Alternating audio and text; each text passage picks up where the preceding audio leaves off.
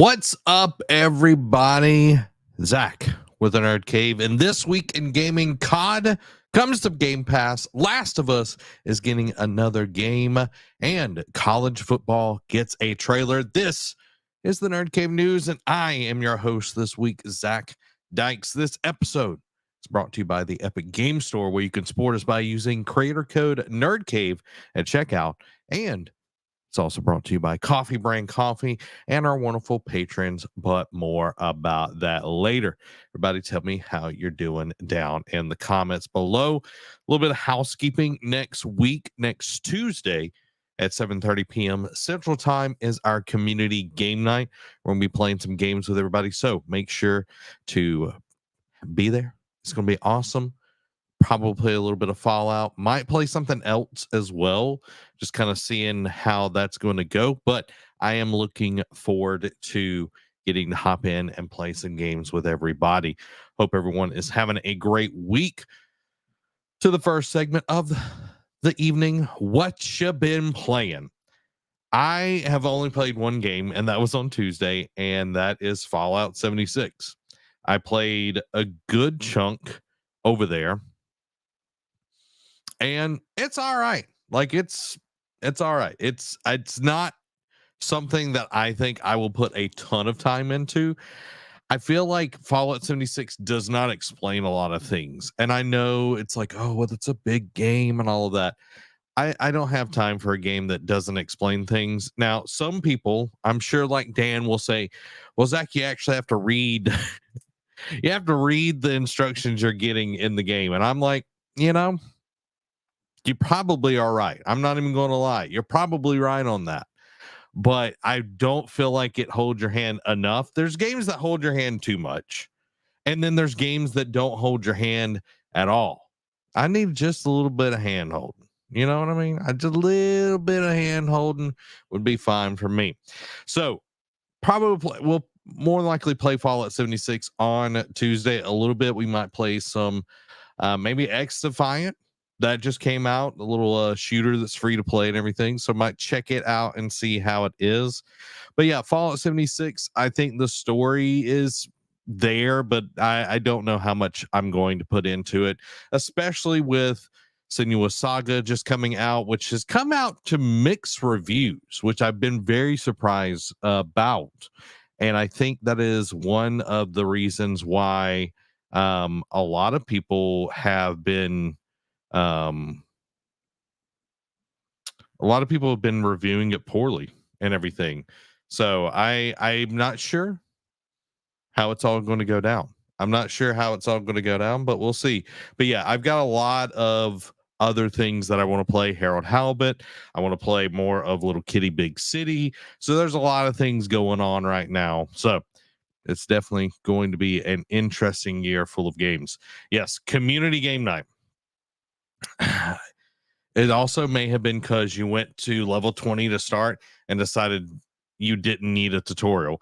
See, I don't know if that's the cause, Dan. I don't know if that's the cause, because like if you play Destiny, I don't know if it works the same way as Destiny, but if you play Destiny, you can start and they will level up your character like to level 20.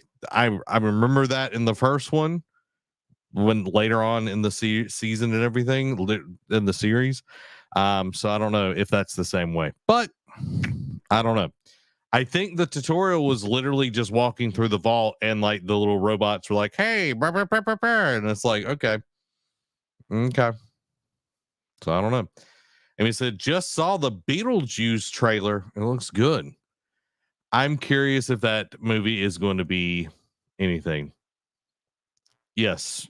I know it's Bungie and this is Bethesda, 100%. So we'll have to see if everybody else has the same issues as I had the other night. But that's what I've been playing. Y'all let me know what you've been playing. Been trying to take kind of a break on playing again. Still trying to get a little bit better on my thumb. I did get a new keyboard and mouse. I got the MX vertical mouse. It's 57 degrees vertical. It's supposed to be like a handshake. I don't know if I like it. There's some things that I do like about it, but it feels very light. I wish it was a little heavier just because I feel like my hand, like it slips out of my hand too often. That's my biggest issue with this mouse. So MX Vertical, there's another one. I think it's the MX Lightweight or something like that. It's a little bit smaller than this one, but I do like some of the functionalities. That you can program all this kind of stuff. So I like that. I also got a keyboard, which I'm not using right now because I have to have things set up a certain way. But this is the Logitech Ergo. Look at that thing. Look at that thing. For audio listeners, I'm holding up a keyboard. But yeah, I like it. It's nice. And what's interesting, instead of the like feet being on the back, it's on the front of the thing. Um so if you're standing up, you can actually like get the right thing. um Oh, Joe says his mouse has adjustable weight to it. I like that. I like that. Dan says, been playing Plague Tale Requiem. Fantastic game. Fantastic game. More people need to play that game. It's pretty good, and the graphics are very pretty. I would agree. The game looks gorgeous, and the story is really good, especially like how big that team is. They did a fantastic job. Yeah, I hope it helps with the wrist as well. Just trying to get used to new devices is always an interesting thing. Joe says my keyboard is the cheapest great value brand. Hey, it gets the job done. It gets the job done. Guys, make sure to hit the like button. We're about to get into the gaming discussion. Let me know what you're playing. Has anybody tried out the Marvel Rivals game? I keep seeing stuff about it, and I'm like, do I give this thing a chance? And I'm like, I don't know. I don't know if I should. I feel like I'm gonna get sucked back into Overwatch. It's like I don't know if I can handle that. I don't have time to play a multiplayer game. Don't have time to play a multiplayer game on the regular. So it is what it is. But I'm curious if anyone has played it and what they think about it. Y'all let me know down in the comments, because now we're getting into the gaming discussion. First up this week, Call of Duty hits Game Pass this fall. Microsoft plans to add the latest Call of Duty game to Game Pass this fall. This move follows Microsoft's acquisition of Activision Blizzard last year. Despite the acquisition, Call of Duty will still be available on the PlayStation. They signed a 10-year deal. Also with Nintendo, they signed one.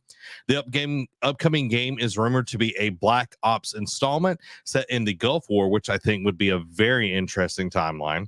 And reports hint at a Call of Duty 2026 being set in the Ghost timeline and another release in 2027. So why does this matter? So this is a huge thing. I've talked about it several times, me and Derek on the show. This is a big shift in Microsoft's strategy, because this is making Game Pass a huge part of their plan. They would rather get people to buy Game Pass for several months. We did the math. It would be like $200 and something compared to $70 of the game. So a lot of Call of Duty players, they will play the game for the whole year until the next one comes out. So if I said, I can give you $70 right now, or I can give you $260, you probably would actually get, you would go for the $260.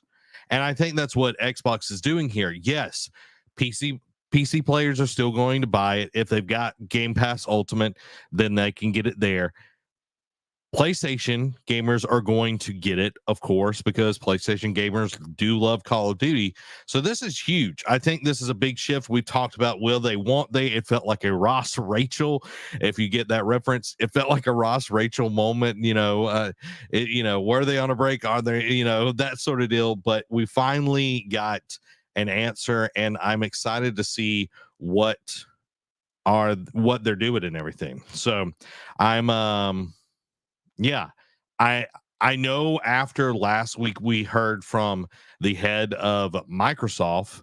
Nadella is the CEO and Amy Hood is the CFO.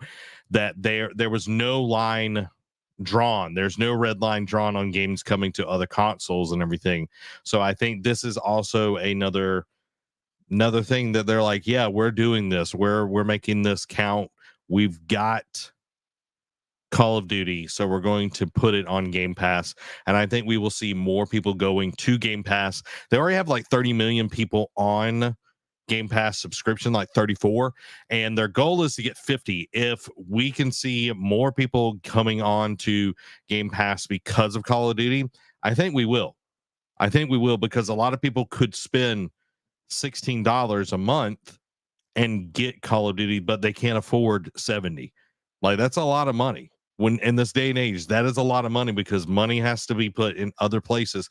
But $16, that feels a little bit more achievable than 70. But in the long run, Microsoft, Xbox is going to be making more money than they would just on a single sell.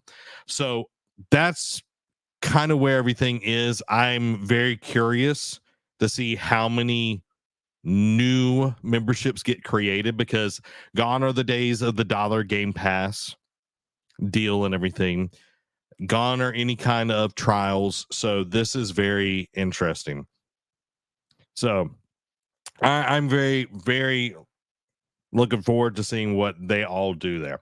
Let's jump into the second story. EA Sports College Football 25 has been unveiled with a new trailer. The first full trailer of EA Sports College Football 25 has been released. Features authentic school spirit elements such as team entrances, bands, and mascot. New screenshots also have detailed the graphics and the gameplay. Introduces a dynasty mode, which we definitely need, and Road to Glory career mode, which are tons of fun. I love me some Dynasty and Road to Glory mode. Integration of transfer portal for player transfers. And this is a new thing that we're seeing a lot more of, students transferring to different schools for more opportunity. So I'm wondering how that is going to affect possibly like Dynasty mode, or even the online competitive side where you get like a whole league together essentially. And if transfer portals will actually work that way. It's not necessarily trades like it is in NBA or the NFL, but I'm curious how they're going to do that. It also includes 100 plus schools offering varied team experiences, and the launch date is set for July 19th on the PlayStation 5, Xbox Series X and S. This is so cool because we haven't got one of these since 2014. And we've got a trailer for y'all, and I am excited to see this because I haven't taken a peek at it yet. So let's take a look at the college football trailer.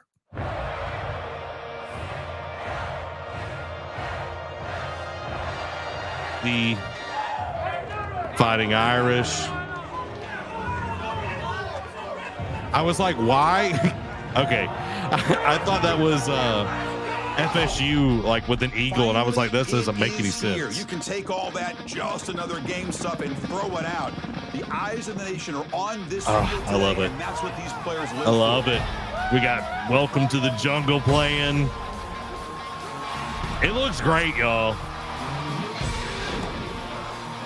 Can y'all imagine like the bull thing? No. There we go. There we go. Okay, we got the band. I want to see Troy's band for sure. Their like entrance and all of that. That would be super dope.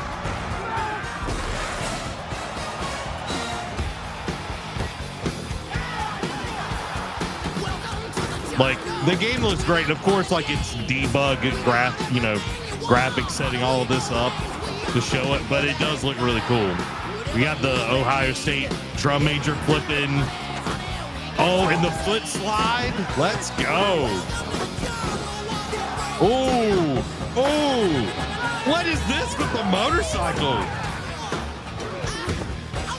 Can they even do celebrations like in college?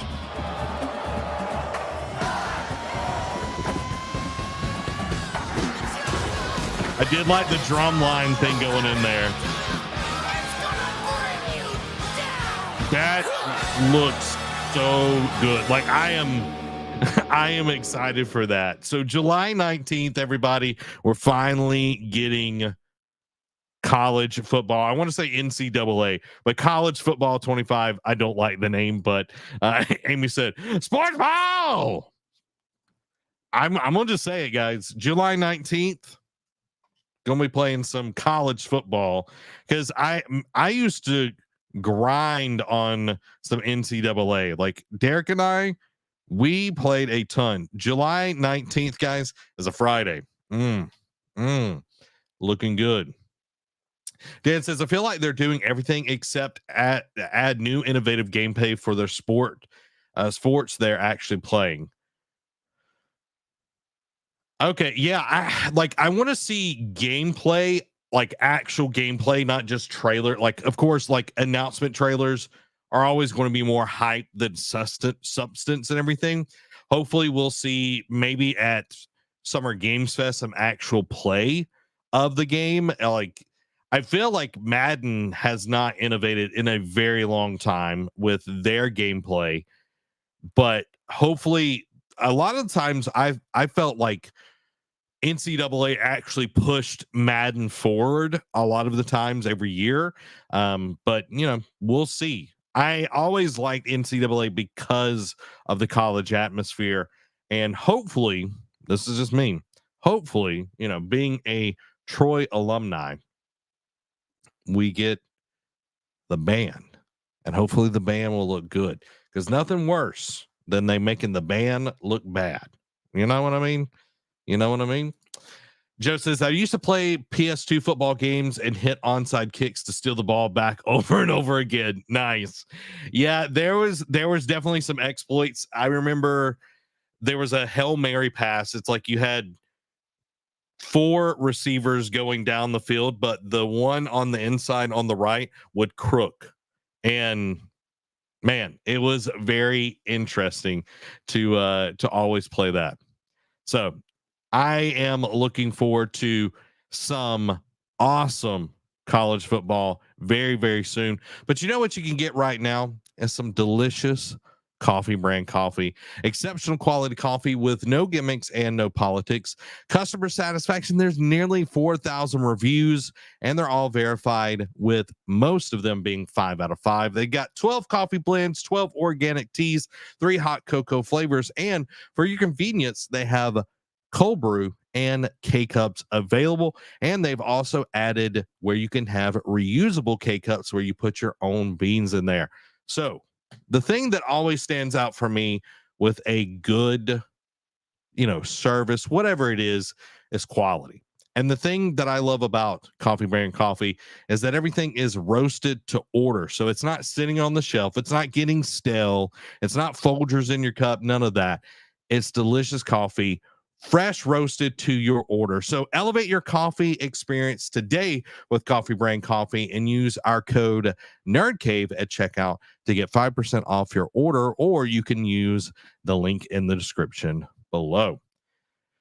Some interesting news coming out of the gaming world is IGN acquires Eurogamer and more.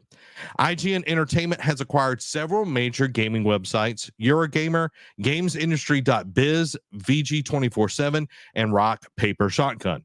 The acquisition includes the entire Gamer Network portfolio. This move is part of IGN's strategy to expand its reach and influence in the gaming media landscape. Following the acquisition, there have been some redundancies across the Gamer Network. So what that means is fancy talk of they laid people off. This report is from IGN. So yeah. Why does this matter? This acquisition significantly boosts IGN's content and audience, potentially reshaping the gaming media industry by consolidating some of the most influential gaming news sources under one umbrella. Now, all of this is like in Europe. So this is very interesting because IGN does have a Europe branch, but it's not the one that kind of carries the water, if you will. It's there. I think they have a good reach, but gamesindustry.biz is something that we use a lot. VG 24/7 is another one. Eurogamer as well. Like, we pull a lot of resources, read a lot of articles from those websites. And IGN's parent company, they own a lot of different things, but I don't think this is to, bolster these specific things. I think it will all be folded in to IGN eventually. There's going to be definitely some restructuring going on. There's going to definitely be redundancies, as they like to call them, which is they're going to be laying off people throughout the rest of the year. They're going to see, again, I understand when it's like, oh, well, we don't need two departments. We don't need two receivables or payables. Like, we don't need all of that. But it's like, how many journalists, how many people are going to actually lose their job from this acquisition? I don't know. It's kind of scary when a group gets more control over the media. Hopefully we'll see, we've got a lot of independent people that are doing games journalism, but a lot of people pull their stuff from IGN. A lot of our articles are from IGN.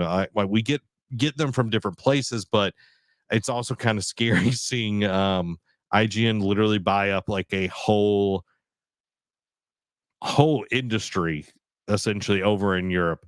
So hopefully all the people that have lost their jobs, they will be able to find something quickly. But I think this matters because you have to know where you're getting your news from and everything, and just, be cognizant of what's going on. It's not just game developers that are losing their job. A lot of corporations are definitely tightening the screws and trying to find new and different ways to make money in the industry.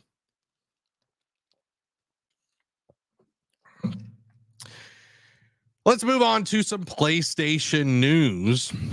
Naughty Dog teases game-changing project.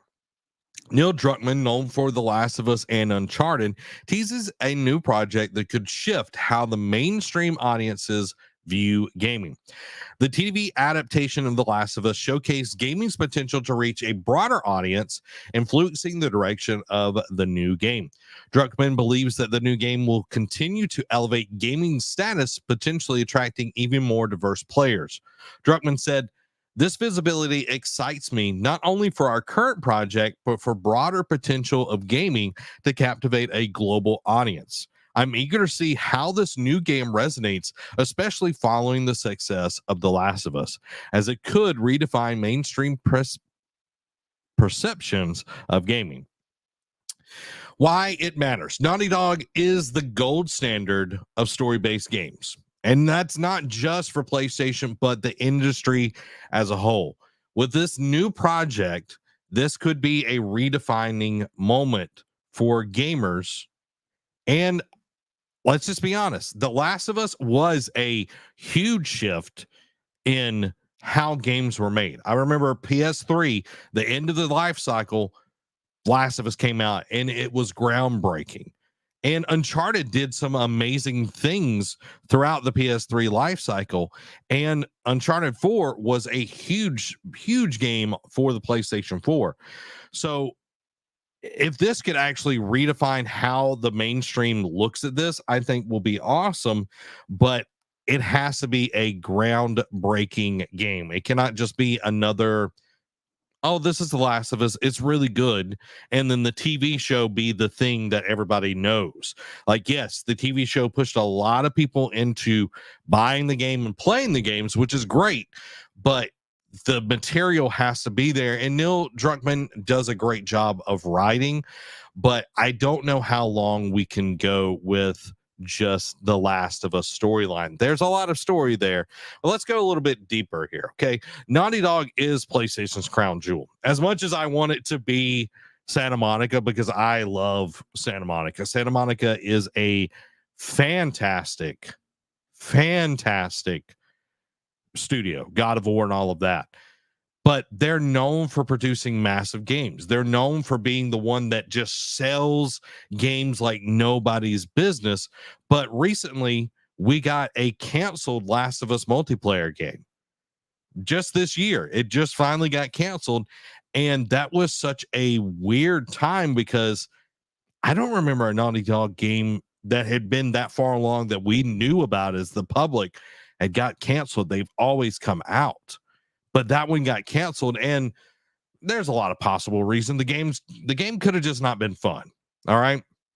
And PlayStation didn't want to take a chance on a game that wasn't fun. Also, it could have been a project that nobody was passionate about because Jim Ryan was pushing live service games. That could be it. But nobody wants to play live service games. I talked about that a lot last week. Everybody's just tired of it. They want to play games that are story based. They want to play something that they can play with their friends, that they don't feel like they're getting microtransaction to death. So I think with the show's popularity, it was already a really popular game series, but with it being the smash hit of last year, because again, they weren't competing with, something like House of Dragons, Game of Thrones, or anything like that. It was a year that literally was, this is the Last of Us year. And this year has felt kind of like the year of Fallout, but we're fixing to start getting some bigger shows again. I think that we can expect more entries into the Last of Us franchise. I just hope we don't get so many that it bogs things down. And, just to say this, PlayStation is bringing a lot of their properties, Horizon, God of War, into TV shows. Like there's going to be a God of War TV show. There's going to be Horizon TV show. And I think we're going to see more of that. Super Mario Brothers was the highest grossing movie of 2023. Barbie did amazing as well, and Oppenheimer and all of that. But Super Mario Brothers made the most money out of anything, and that's based off of a game. The big shows right now, Fallout is doing crazy numbers. They've already renewed for season 2 and season 3. And I thought the Fallout show was great. So we're going to see a lot more video game adaptations that will stay truer to the source material. Because if you look at Fallout, it's really close to the game. Of course, they can't do everything, but there's a lot of nods. There's a lot of the feel of what you would be in the game. Same thing. The Last of Us, like there were some places that were literally 1-to-1 of the game. So that's super dope. Gone are the days of the Doom movie with Dwayne the Rock Johnson, or the Hitman movie, or like Assassin's Creed with Michael Fassbender that uses the name but doesn't actually use all the source material to really make people buy into it. And it's like, people are not dumb. We watched all the Marvel stuff. And how convoluted it could be, and they still made tons of money. You don't have to water these things down. So I'm excited to see where this possibly can go. I still need to play The Last of Us 2, but I believe that Neil Druckmann can make an awesome game. And one story, I don't know if it's in the quick hits or not, but PlayStation is wanting to focus on more big story-based games. And I think that's a win for all of us. That is a win for all of us, everybody. So that is super, super exciting. Let's move. Yes, Mario made the most, which is crazy, but Mario made the most. Last year was kind of a weird year. Like we had some big movies come out, but yeah, Mario made the most in 2023. Yeah, Nate, I agree. Story games are great. That's the whole reason I'm a gamer. Like, yes, it's fun to play games with your friends and all that, but that's never been my motivation to play video games. I would rather play a game over watching a TV show or reading or whatever. Like gaming, it has always been like the star on the Christmas tree, if you will. It's always been the top one. So having stories has always been my biggest passion. So I'm excited to see where it goes. Let's move into some Helldivers and Arrowhead news. Arrowhead aims to be the next Blizzard, hopefully without all the misconduct issues. Arrowhead aims to emulate the success of Blizzard and From Software, renowned for the World of Warcraft and, of course, Dark Souls Elden Ring. Johan Pistout, I don't know how to say his last name, transitions to Chief Creative Officer, with Shams Jonji stepping in as CEO to help achieve these lofty goals. Now, the reason why the CEO has stepped down is because he wants to make the game great. He's gotten the studio to there, but he wants to focus on the creative side of things. And I love that. Knowing like what you're passionate about, knowing what you want to strive for, I think is really important, because you can be in this position and be miserable and not be able to actually affect the change that you want, because you're having to do all of this kind of this deal stuff. You're having to do all of these things that you don't want to do, and you just want to make great games, and him transitioning is huge. Despite their ambitions, Arrowhead has no plan to sell or go public, emphasizing a focus on independence and measured growth. Thank the good Lord. Helldivers 2 shattered records by selling 12 million copies in 12 weeks, becoming the fastest selling PlayStation game ever. Selling 12 million copies in 12 weeks. That's amazing. Arrowhead wants to become a top choice for developers who are passionate about creating co-op games similar to Blizzard's appeal in its prime. Arrowhead plans to take more time with patches to ensure quality, addressing the influx of player toxicity and demands for new content. So why does this matter? Arrowhead's ambitions and strategic choices highlight its potential to becoming a leading game developer studio, fostering innovation and maintaining a strong commitment to quality and independence. This is huge. Let's go a little bit deeper here, guys. This is huge because so many times game development companies see the light at the end of the tunnel. They see the buyout. You know, the people that are the heads of this, they say, oh, here we go. Here's a buyout. PlayStation wants to buy us.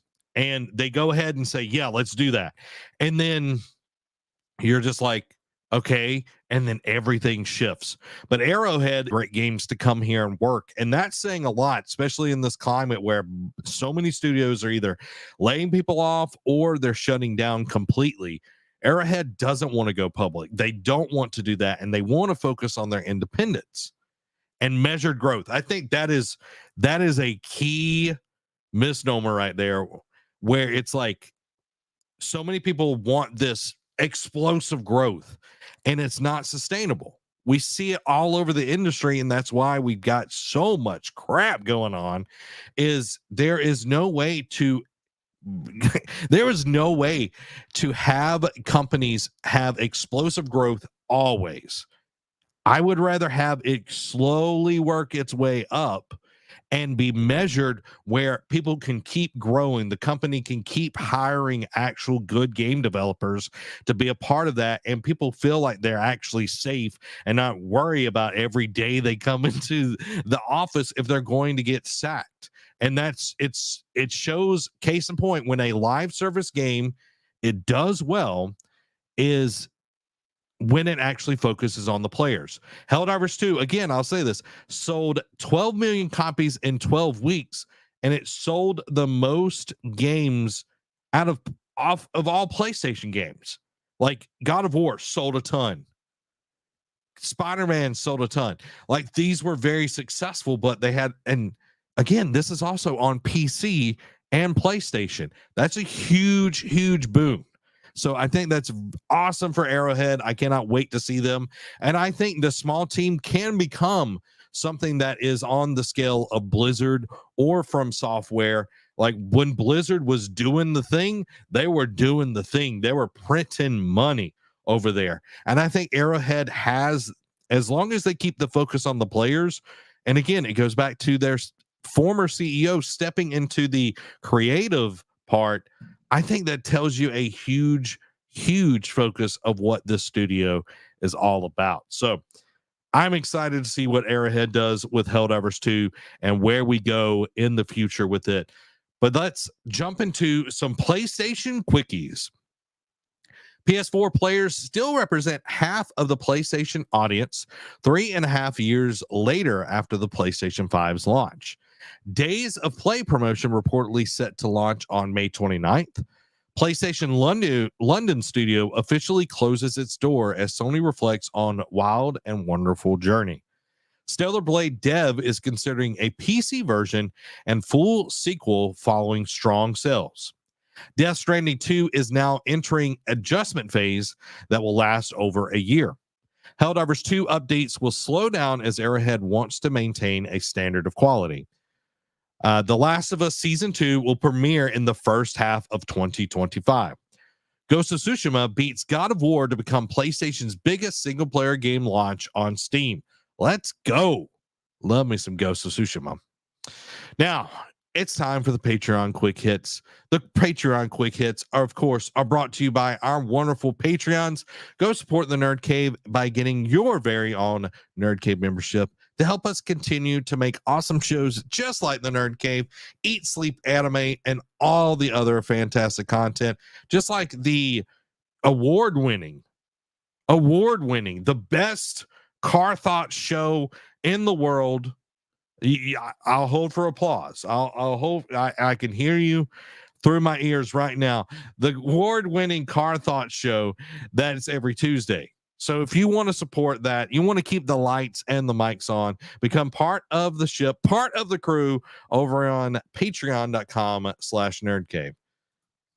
Thank you, love, with the claps. I know. Everybody loves some good car thoughts. I know I definitely do.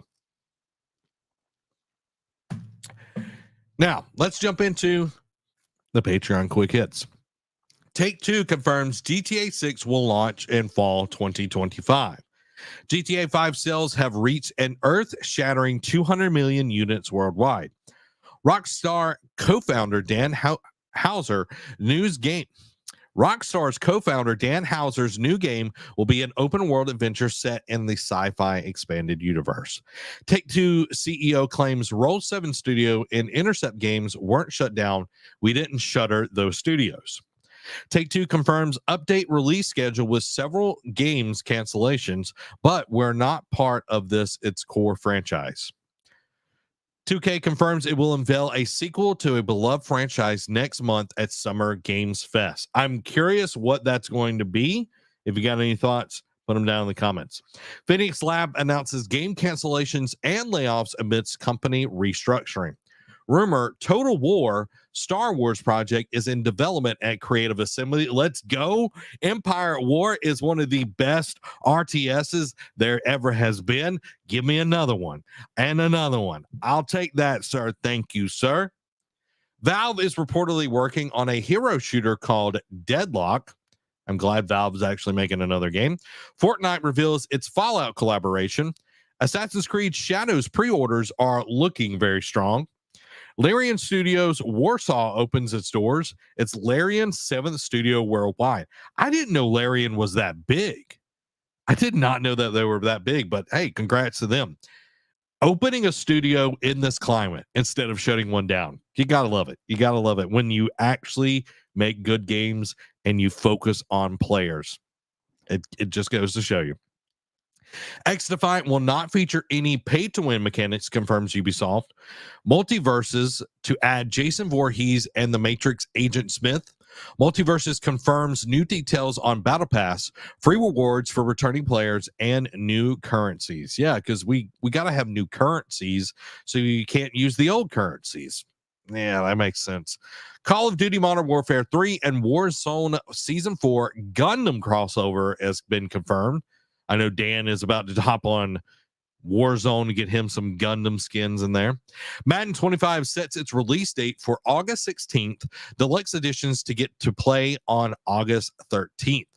Kingdom Hearts series coming to Steam next month. So all the people that love some Kingdom Hearts and you're on the PC Master Race, you're going to have a good time.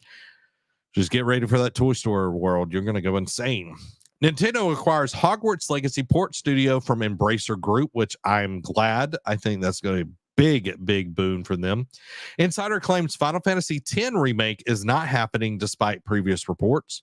Black Myth Wukong reportedly features more than 160 types of enemies. Whoa, that is really cool. Switch exclusive Picross S Namco Legendary Edition announced along with a May 30th release date. I'm glad we've got some weird names in here. Microsoft reportedly approves Ninja Theory's next new game. Hallelujah, and they're not getting shut down yet. Hunt Showdown's new gen console update is arriving August 15th, rendering last gen versions unplayable. Really?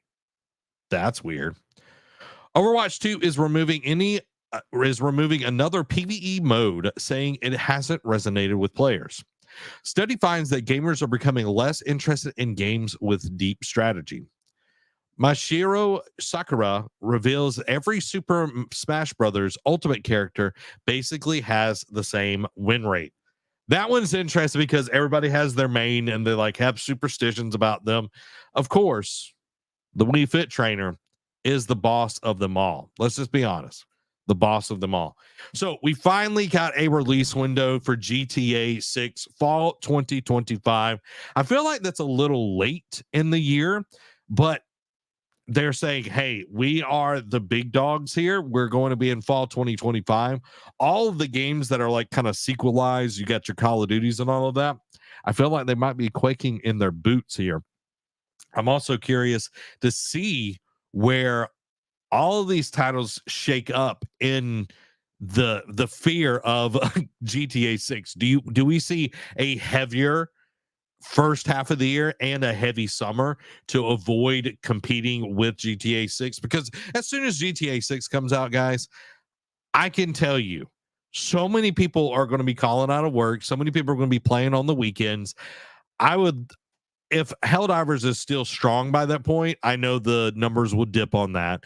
But GTA 6 is going to be ground shaking, and like the GTA 5 sales, and I think this is one of the reasons why it is later in the year. They want to make sure online mode is up and running at launch, because GTA 5 online GTA Online is such a money making thing. So they definitely want to make sure GTA 6 version of that is polished, ready to go, so they can start making new money. People have to start all over fresh and everything. They want that. So, yes, would I like GTA 6 sooner? Of course. I want to play the story. I want to see what goes on. That's my favorite part of GTA games.